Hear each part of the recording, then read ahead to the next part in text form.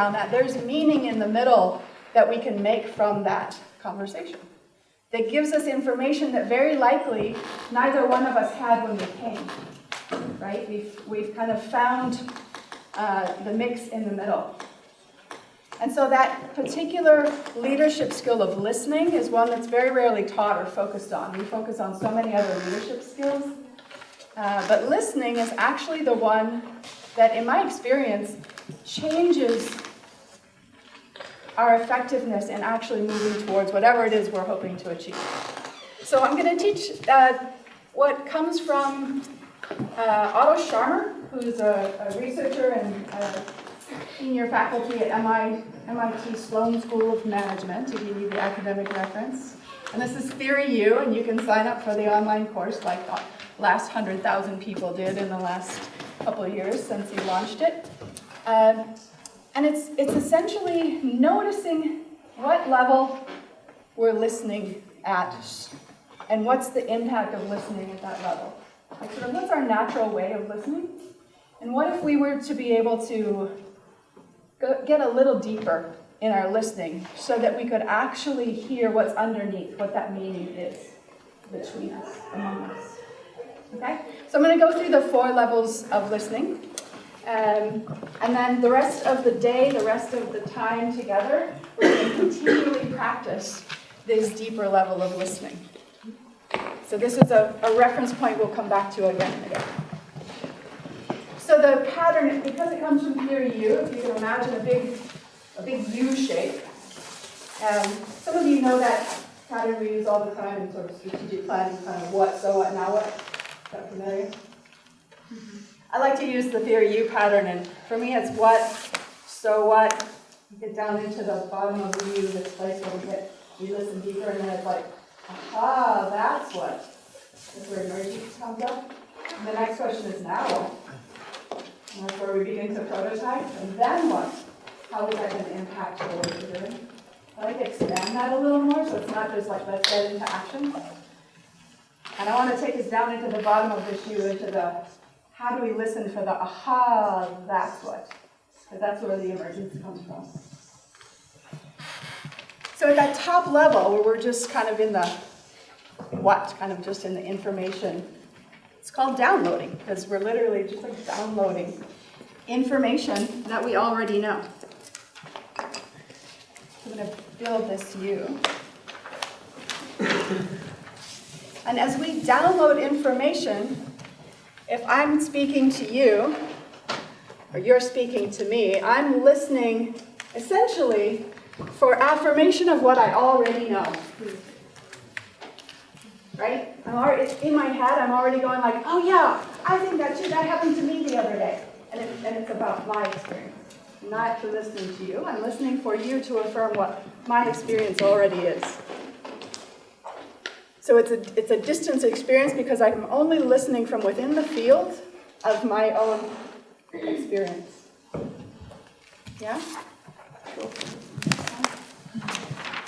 And what we're hearing is what I don't know. Okay? Yeah, the scientific example is a pretty easy one. At this point, if we're going to go a little bit deeper underneath what's happening, you have to begin to notice, between downloading and factual, that often what's coming up is a voice of judgment in your head. And this isn't to blame anyone, this is a human condition. We all have it, where it's like built in, factory installed. We've all got this voice of judgment that shows up as we're listening to someone else. We're like, I can't believe you're talking like, I don't think that. There's a judgmental, well, might not be your own voice, might be your mom's. Might be that really judgmental teacher that was always kind of at you. You just notice that voice and go, huh, is that actually helping right now? Because you can set it off on the shelf and pick it up later if you need it. Hopefully you don't need it, but it comes back because it's installed. You have to just keep turning down the volume knob on that voice. And from that factual level, you turn that off and it gets a little more clear because now your mind is a little more open. But what comes up when you're listening to new information is skepticism. You'll notice that you become the skeptic. Like, Where'd that information come from? I'm not sure I believe that. There's the voice of skepticism that shows up. And so that one also has a volume knob, and you can just turn it down. It's helpful at some point because it's a filter, you're discerning information, and sometimes it's just too loud for you to hear. So you can just tone that one down. The third level, if we go a little deeper, is empathic listening. And this is where we drop from having an open mind as we listen to having an open heart as we listen. So that first level of downloading my sphere of listening was within my own experience. When I moved into factual, I kind of opened the door and said, oh, you know something that's not within my sphere. I'll look outside there and see what else is out there. I'm listening empathically. I actually move over to hear from your perspective. I'm going to go over there and hear from within your field in an empathic way, in an open-hearted way, to hear from the field of you. Right? All of these aren't new information to you. You do these all the time. And those are the first 3 of the 4 levels of listening. And sometimes we're good at sort of noticing where we're at and making that choice. Sometimes we're in a situation where we're being asked to listen factually, and we can't help but listen empathically to that lecturer who really doesn't want to be there. Right? And so you're tuning in at a different level of listening. The new place, or potentially new place, that is in the bottom of that U, we're actually being fully present.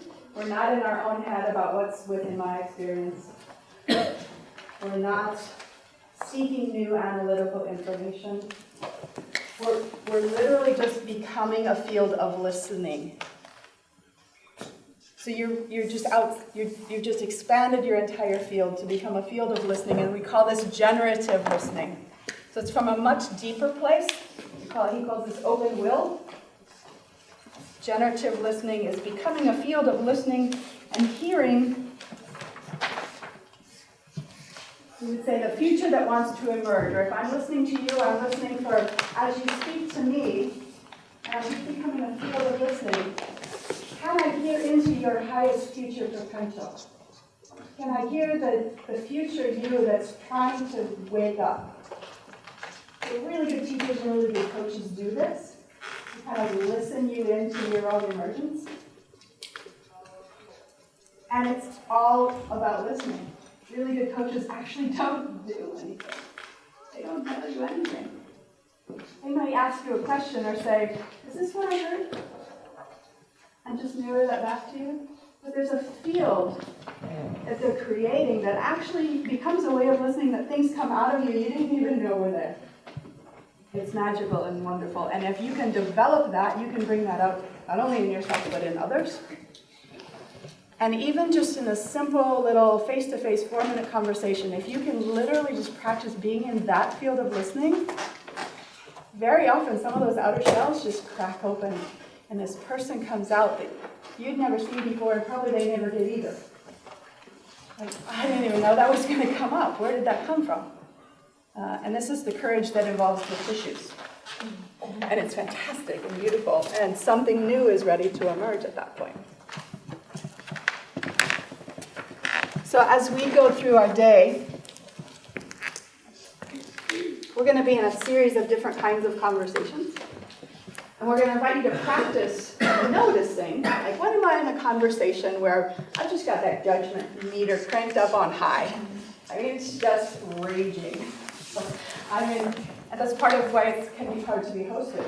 Like, my judgment meter is just cranked up on high, and I'm like, oh, I could have done it better. I'm like, why did they ask that question? This is the right question. Like, that's a judgmental meter. You just tone it down, just surrender. That I don't actually need to be there. What's the next level of listening? Maybe then you drop into an empathic listening space, and you're kind of feeling for the facilitator who's got to deal with all the judgment being thrown at them. You're kind of listening from their perspective. But if you can actually go into generative listening and really surrender all of that other stuff, entirely new stuff you weren't even aware of can come out in the conversation that you're being hosted in yourself and in the conversation. And that's where all this new, beautiful growth comes from. So that's what we're after in this. It's just the practice. And to not judge any of it, because at any given moment, you're kind of going, whoop, we've got up and down the scale, it turns back on, it turns back off. And that's totally fine and totally normal. So don't judge the judgment if it comes up. Then you just get in that cycle, right? No need to judge the judgment.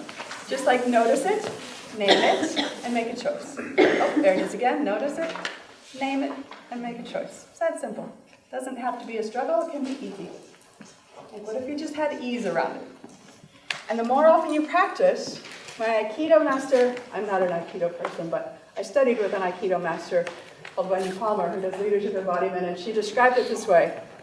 You know the masters that seem like they're always centered and grounded and they have this like still presence? They're not actually still. There is a dynamic as you are, kind of falling out of center, noticing and naming and coming back. The trick is they practice more so they notice sooner and they recover quicker until it begins to look like this instead of this. When this is where most of us live, right? You're like, oh, I'm unconscious again, I'm not noticing. So it's just a practice of can I notice sooner and recover quicker and be present and be present and be present, right? It doesn't have to be a struggle. Just, notice, name, choose. Notice, name, choose. Just that simple. Yeah, one to change my life in one class.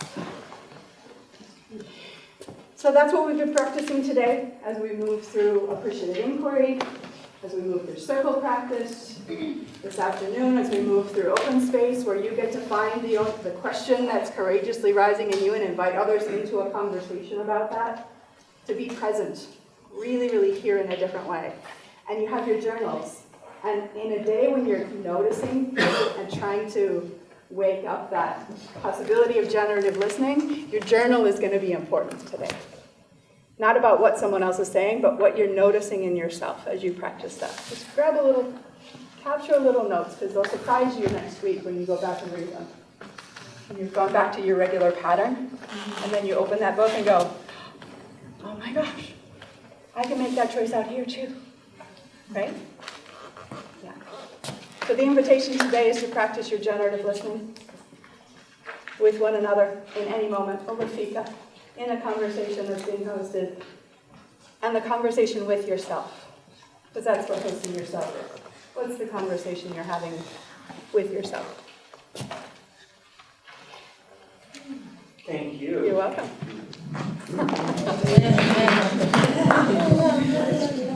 Okay, it's time for a break. It's fika time, but I think it's tomorrow.